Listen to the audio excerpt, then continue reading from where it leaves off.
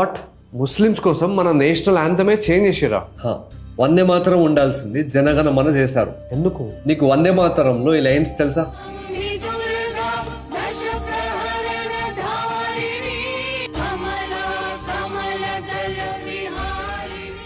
నేను స్కూల్లో ఎన్నోసార్లు పాడినా, బట్ ఇది ఎప్పుడు వినలేదు. ఇది కొత్తగా అడిగిరా? ఇవి కొత్త లైన్స్ కాదు, ఇవి బంకిం చంద్ర చటర్జీ రాసిన వందే మాతరం ఒరిజినల్ లైన్స్. నువ్వు ఇన్ని రోజులు పాడుతున్న వర్షన్ ఒక సెలెక్టివ్ పోర్షన్ మాత్రమే. అవునా?